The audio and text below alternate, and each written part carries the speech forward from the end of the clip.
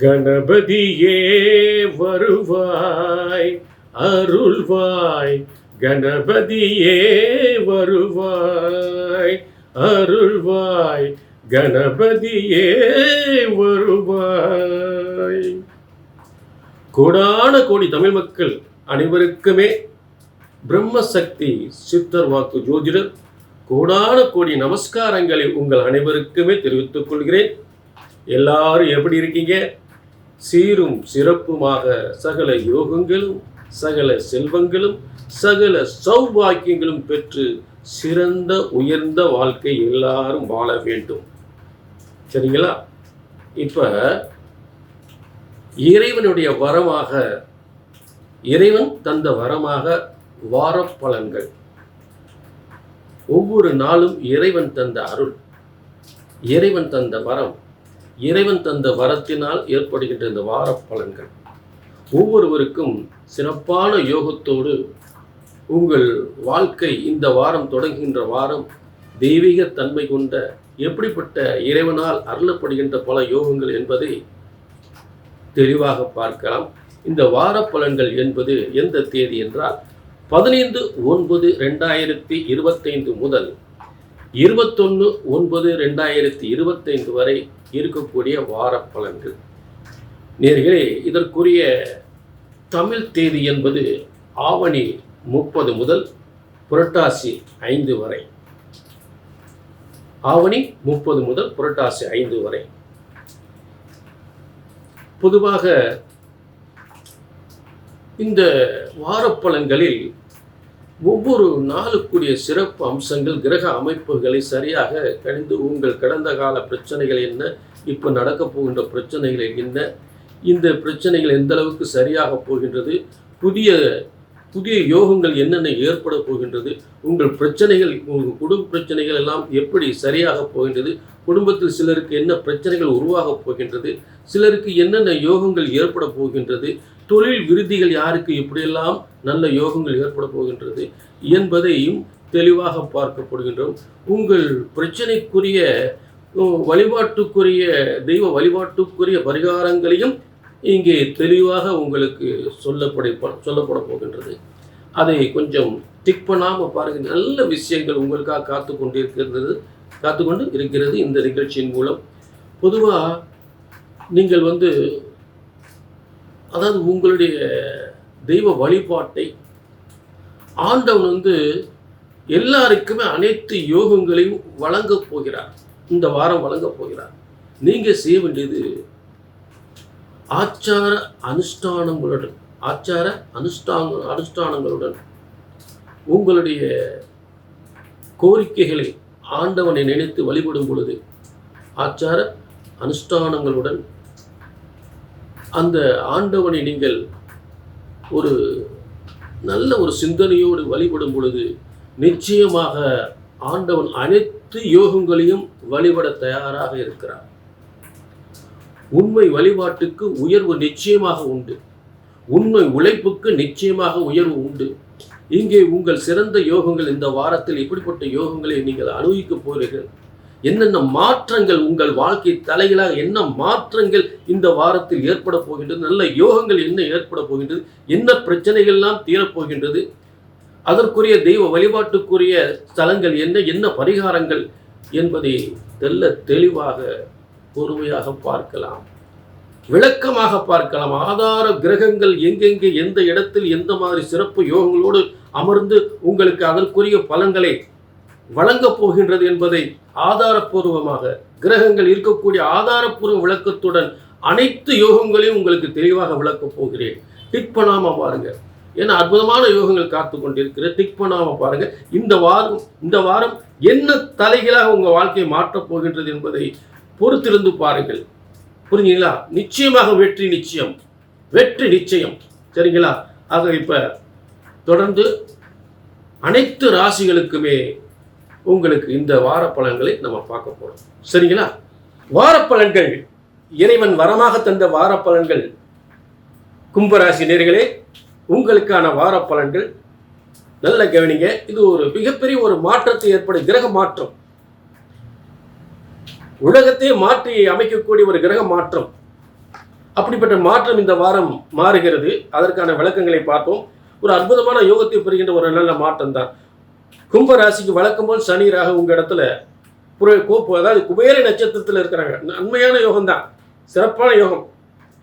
அடுத்து உங்களுக்கு தனம் லாபாதிபதி என்று சொல்லக்கூடிய குருவான் தொடர்ந்து உங்களுக்கு 5ஆம் இடத்தில் மிகப்பெரிய அதிர்ஷ்டத்தை ஏற்படுத்தக்கூடியதில் இருக்கிறார். ஆக கும்பத்திற்கு அடுத்து 7ஆம் இடத்தில் இருக்கக்கூடிய சூரியன் சுக்கிரன் கேது. அந்த சூரியனாகப்பட்ட 2 நாள் மட்டும் அங்கே இருப்பார்.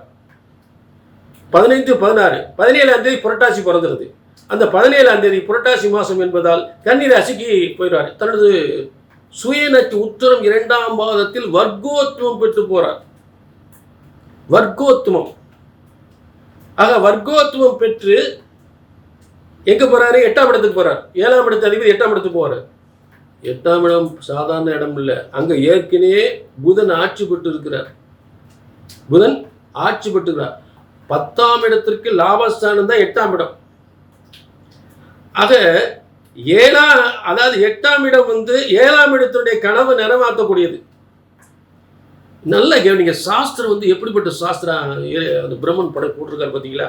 அது 7ஆம் இடம் மனைவி ஸ்தானம். அப்போ 8ஆம் இடம் மாங்கல்ய ஸ்தானம்.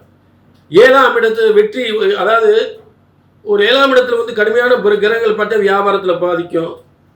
எந்த வியாபாரம் 7ஆம் இடம் பாதிக்கப்பட்டா மனுஷன் எந்த வியாபாரத்தில் ஒழுங்காக இருக்க முடியாது, எந்த உத்தியோகத்திலும் ஒழுங்காக இருக்க முடியாது. அப்போ இந்த 7ஆம் இடம் 7ஆம் இடத்தை கனவை நனவாக்கக்கூடியது 8ஆம் இடம். இப்போ குடும்ப வாழ்க்கையாக இருந்தாலும் சரி, 7ஆம் இடம் கணவன் மனைவி ஸ்தானம், 8ஆம் இடம் மாங்கல்ய ஸ்தானம். அப்ப இந்த 8ஆம் இடம் மாங்கல்ய ஸ்தானம் நிலைக்குன்னா 7ஆம் இடத்துடைய கனவை நனவாற்றக்கூடியது 8ஆம் இடம். அப்போ ஒரு கூட்டு தொழிலோ ஒரு தொழிலுடைய முன்னேற்றங்களோ, ஏன்னா 10ஆம் இடத்துக்கு லாபஸ்தானம் தான் 8ஆம் இடம். 10ஆம் இடத்துக்கு லாபஸ்தானம் 8ஆம் இடம். அப்ப 5ஆம் இடம் அதிர்ஷ்ட ஸ்தானத்துக்கு 5ஆம் இடத்திற்கு 4ஆம் இடம். கும்பராசிக்கு 5ஆம் இடம் கன்னி ராசி, அதாவது மிதுன ராசி. அந்த மிதுன ராசிக்கு அடுத்து 4ஆம் இடம் கன்னி, அதாவது பூர்வ புண்ணிய ஸ்தானத்துக்கு 4ஆம் இடம். பிள்ளைகளுக்கு சொத்து சேர்க்க முடியுமா? பிள்ளையுடைய கல்வி உயர்வா இருக்குமா? நம்ம செய்கின்ற தொழில் மேன்மை பெறுமா? வருமானம் முன்னேற்றம் அடையுமா? அப்ப அத்தனையும் ஏற்படும். இப்படிப்பட்ட இடத்தில் சூரியன் புதனும் சேர்ந்திருக்கிறார். அப்ப 8ஆம் இடத்தில் சூரியன் புதனும் சேர்ந்து பண வருமானத்திற்கு பணபரஸ்தானத்தில் வலிமை பெறுகிறார்கள். நான் செல்லும் தெளிவா புரியும் நினைக்கிறேன். ஒரு ஸ்தானத்திலிருந்து அந்த ஸ்தானத்தை லக்னமா வச்சு பலன் பார்க்கணும். புரிஞ்சுட்டீங்களா? அப்ப 8ஆம் இடம் வருமானத்திற்கும் முன்னேற்றத்துக்கும் பதவிக்கும் எந்தவித பாதிப்பும் சிறப்பா இருக்கு. இந்த வாரத்துடைய மாற்றமே இதுதான். புரிஞ்சுட்டீங்களா? ஆக அடுத்து உங்களுக்கு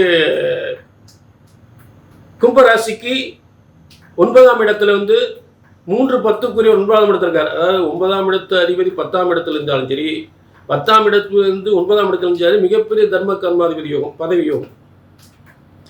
9ஆம் இடத்து அதிபதி 10ஆம் இடத்துல இருந்தாலும் சரி, 10ஆம் இடத்து அதிபதி 9ஆம் இடத்துல இருந்தாரு. அப்போ கும்பராசிக்கு 10ஆம் இடத்து 9ஆம் இடத்துல இருக்கிற அப்ப பதவிகள் யோகம், செய்கின்ற தொழில் மேன்மை பெறுவது.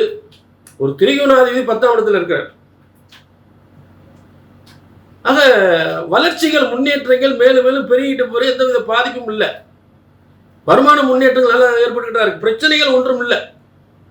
என்ன இப்ப 4ஆம் அதிபதி போய் 7ஆம் இடத்துல இருப்பது கணவன் மனைவி, அதாவது வீட்டில் பெண்களுக்கு ஏதாவது ஒரு சுகவீனத்தை ஏற்படுத்தும். 4ஆம் அதிபதி போய் 7ஆம் இடத்தில் சுக்கிரன் கேது, சூரியன் கிட்ட வந்துட்டாலும் சுக்கிரன் கேது மட்டும் அந்த இடத்துல இருக்கும், கும்பத்துக்கு 7ஆம் இடத்துல.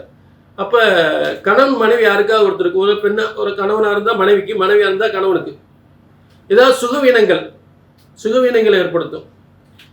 வாகனத்தில் கொஞ்சம் பார்த்து போகணும், இல்லை சுகவீனத்தை ஏற்படுத்தும். அதுக்கு நீங்கள் என்ன பண்ணணும்னா அம்பாள் வழிபாடும் விநாயகர் வழிபாடும் செய்து கொள்ள வேண்டியது. அம்பாள் வழிபாடு, விநாயகர் வழிபாடு, இதை செய்து கொள்ள இந்த பிரச்சனைகள், இந்த பாதிப்புகள் இதுக்கு நிவர்த்தி ஆகும். சரிங்களா?